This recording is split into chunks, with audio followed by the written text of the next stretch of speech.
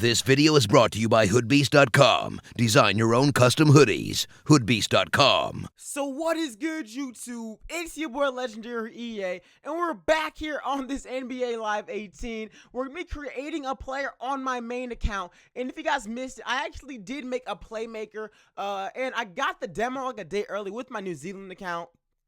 And that playmaker went #1 overall. So I was like, you know what? I got to bring this to my main account. And if you guys want to see more of this series, make sure you go ahead and drop a like on this video. Let's aim for 250 likes. Yo, show that love and show that support. I really do appreciate it. So as you guys can see from the title, we are going to be making a point shooter and try to make the next Steph Curry. Let's see if we can do it, you guys, because like I said, my playmaker that I live streamed the entire thing, if you guys missed it, it's on my channel. It's like 2 hours long. I finished the entire career mode, but I still want to do it with a point shooter, and that playmaker went #1 overall to the 76ers. So let's see if we can do this thing again.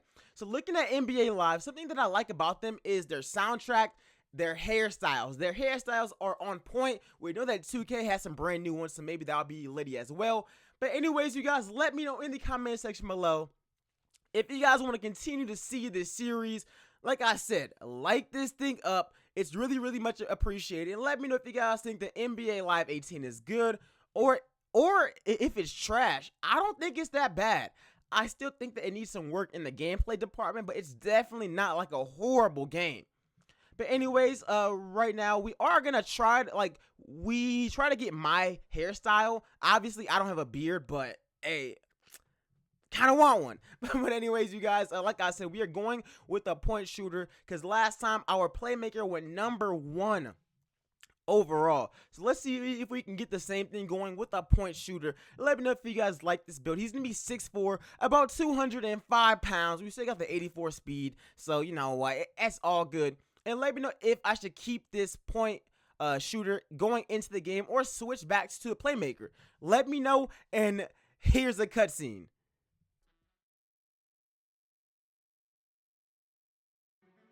Like millions of other kids, you dreamed of one day being in the NBA. You wanted to be a star, and someday to rise above and become the greatest to ever play. You dreamed of being the one. But the road to stardom is never easy. There are obstacles, injuries, and disappointments. Adversity is universal. It can happen to anyone at any time. And one day, it happened to you. You went from being a guaranteed lottery pick to a kid who may never even play college ball again.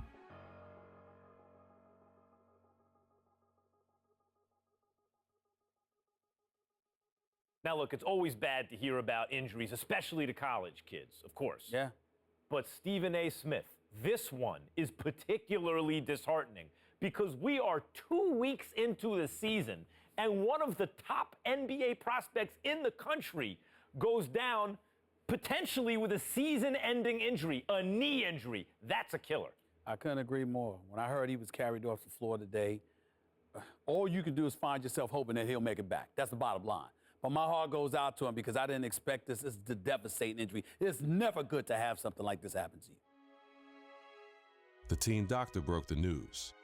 Torn ACL, sprained MCL, and a torn meniscus.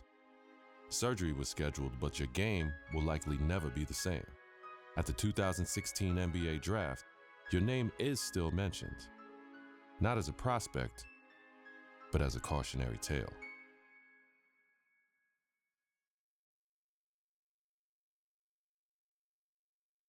Now, there's another huge story in this year's draft. A record number of underclassmen, 30 of them, undrafted.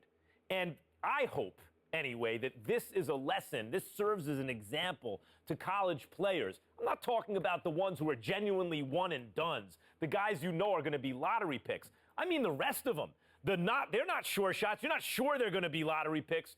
don't just use the college system for a year thinking you're going to bounce. It doesn't work like that. Please. If you don't have the talent, it doesn't work. You got to be cultivated in the system. Please. There you go again with your blanket generalizations. You know how you are, oh, Max, the woe is me. Oh, my Lord, I can't take it. I just can't take it. It's a case-by-case basis. You can't just blanketly decide this should not be one and dones or this should be one and dones. You got to go on a case-by-case basis. Some dudes deserve to be one and dones. Some people don't. It's on a case-by-case basis. And that is my point. Thank you for making it for me. Every kid thinks they're the exception to the rule. And members of the media like, Stephen A. Smith, are encouraging these kids to come out early. Look, Max, bottom line is this. You got to take this into consideration. You had two dudes. They were called the Hype Brothers. Now, you had Nick Howard. This kid had a lot of promise. What does he do? He goes to college. Very uneventful first year, no doubt. The second year, he was pretty good. Here's the problem. The NBA, it's not about pretty good. You need to be great on the collegiate level, on the prep level, in summer leagues and what have you, in order for you to get the stature that you deserve. That's the bottom line.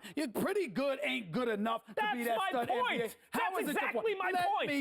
Let me finish. There's another example. I did say the Hype Brothers. I wasn't talking about one individual. I was talking about two. What happens? One and done in a different way. 1 year, one ACL injury later, and look where he's at now. His future is clearly uncertain. So you got to take advantage of that opportunity because you never know when an injury is going to cost you everything.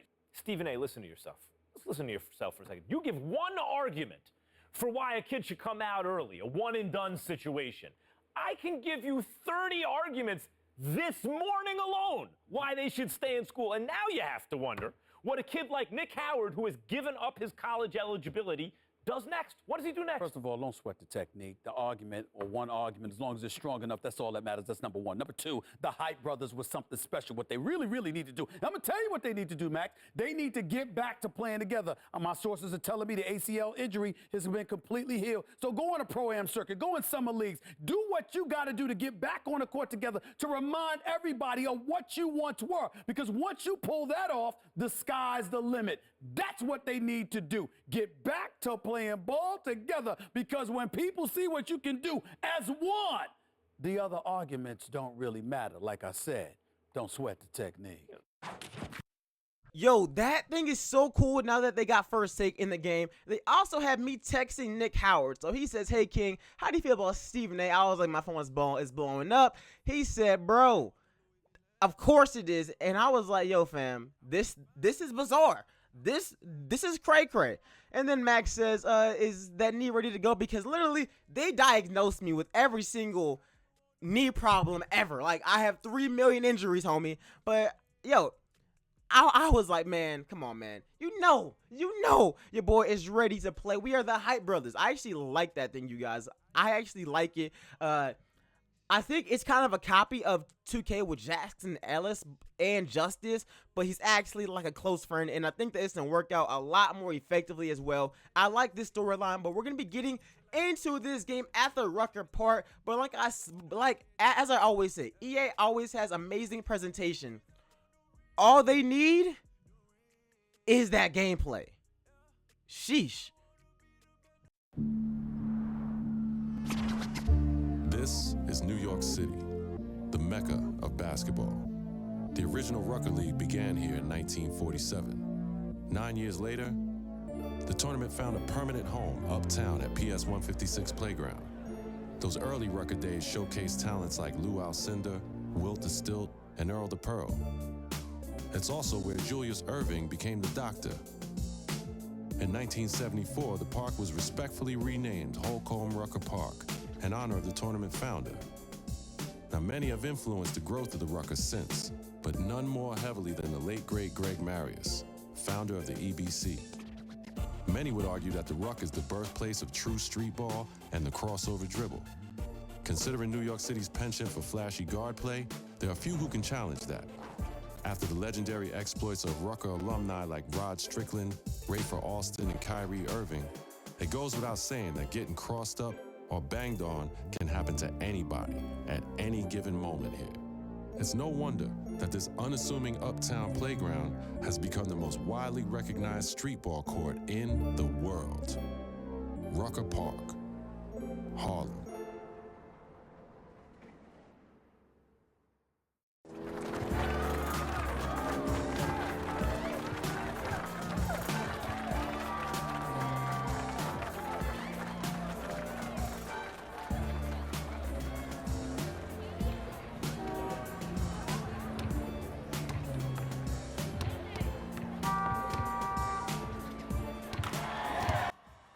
So it's finally game time, you guys. I will be going through and showing you guys all my highlights. In my debut, I think I did a little bit better with my playmaker, but I'm not going to spoil it. You guys are going to have to watch this whole thing through.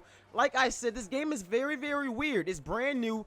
The dribbling feels weird, but maybe that's because I've been playing so much 2K over the past year. I take my first shot. It's obviously going to be off. It was a brick. I was throwing up bricks in this game, but I'm hitting that Joakim Noah. I'm looking like I should be using a playmaker because the passing is on point.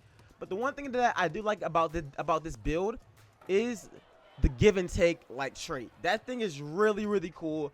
All you need is like 3 assists, and then you're gonna get like a pretty much guaranteed jumper. There's Nick Howard. He's bricking. Fam, please help me. But anyways, here we go with my point guard going all the way, and oh man, I get the rebound. I'm just throwing up another shot, and I get my first bucket at Rucker Park. Let's get it. Let's go. All right, so we are already up 6-2. So this team is pretty bad. It's pretty bad, but I really want to hear y'all's honest opinion on the gameplay, and don't compare it to 2K, because like I feel like live, like if live and 2K could like make a game together, that would clearly be the best game ever, because live has all the presentation, all the idea, all the right contracts, but like 2K just have way better devs. Like the gameplay is a lot more smooth, and their face scans are a little bit better as well. But anyways, here we go. Nick already got the block. I'm taking up the ball. Let's see what I'm going to do with it. I'm passing it up to Joakim Noah. And Joakim Noah, the same way I did in my live stream, he is a GOAT on Rucker Park. Straight up. This man is a GOAT out there. But look, he's getting me a bunch of assists. Straight up. None but facts. He's getting me a bunch of assists. It's 12-4. I'm pulling up. Bang.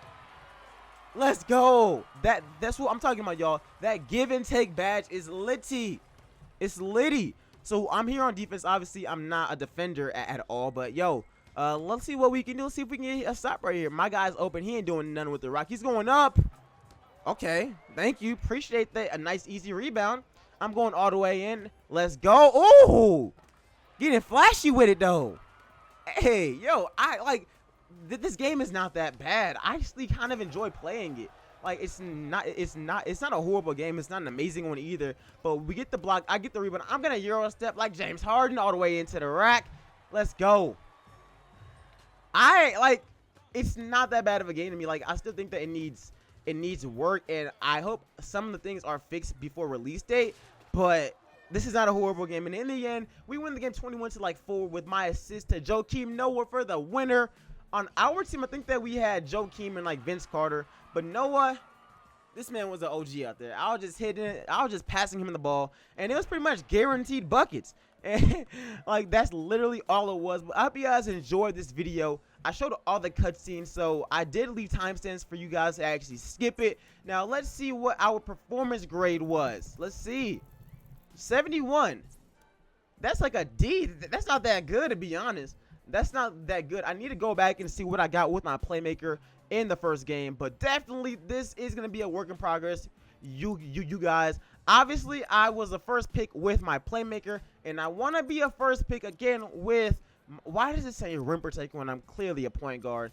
Either way, we are level 2, you guys. We're going to go ahead and do an upgrade, because first off, man, your boy is rocking hyper dunks. That's a no, dog.